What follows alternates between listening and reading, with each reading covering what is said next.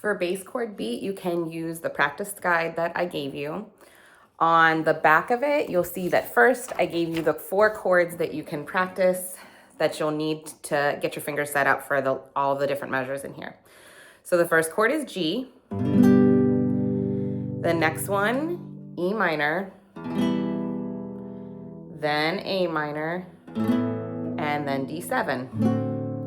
So if you can practice these chord changes in order, that'll help you get ready for these measures.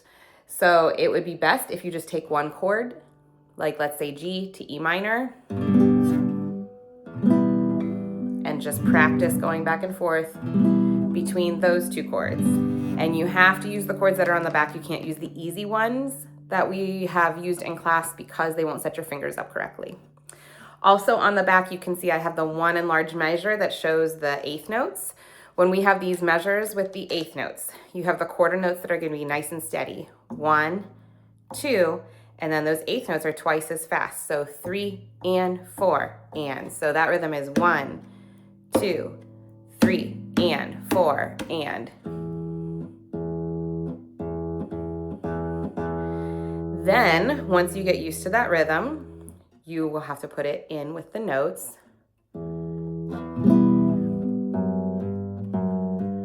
And you can see that they have curved lines under the 8th notes. Those are called slurs. You have the choice. You can either just ignore the slurs and play each 8th note separate,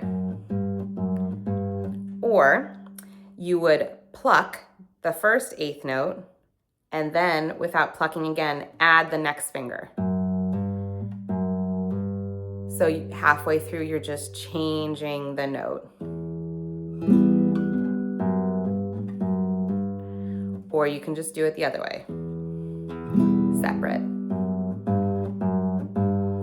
For that, it doesn't matter which one you do. Either one will be fine when you play it. I gave you a timeline on here that can show you as long as you are meeting those dates for being able to play it, you should be fine to record on time or even earlier. The way that I wrote it out for you is the whole first line is as is on your page, but you have that first ending that would go back to the beginning. So on this practice guide, the second line is just written out the way that you would play it. So you can see it's those first 2 measures and then the second ending. So if you play your page exactly how I have it written out here, following these directions, that'll help make sure you're in the right place. So we're gonna start with the first line. The first line starts with G major. So you're gonna get your fingers set for that chord. And the first 2 notes are those quarter notes that are the bass and then the strum. So bass note, then strum. Now these 2 notes move. 3rd fret, 2nd fret, and now in this next measure, you're gonna get set for E minor. Then 2nd fret, 3rd fret, A. Then you're gonna get D7.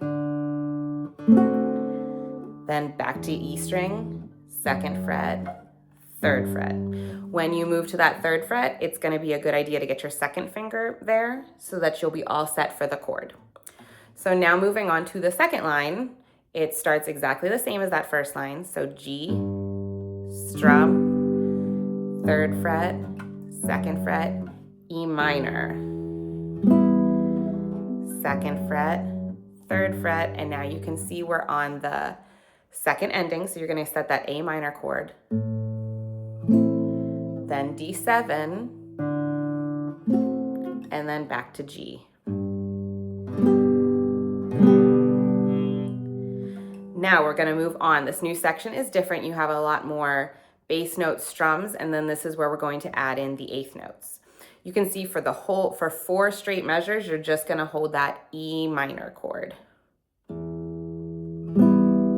Bass, strum, bass, strum. Then here are your 8th notes. Bass, strum.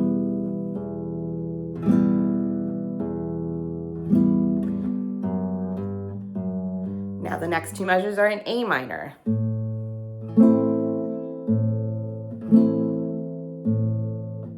Then the 8th notes. And now we're D7.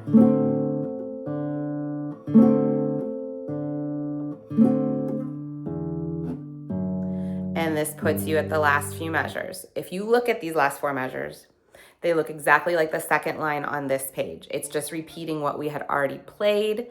It's like you start the beginning and take that second ending. So G,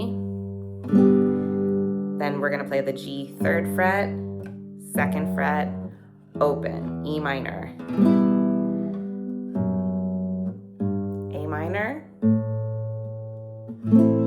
D7, and then get that G set.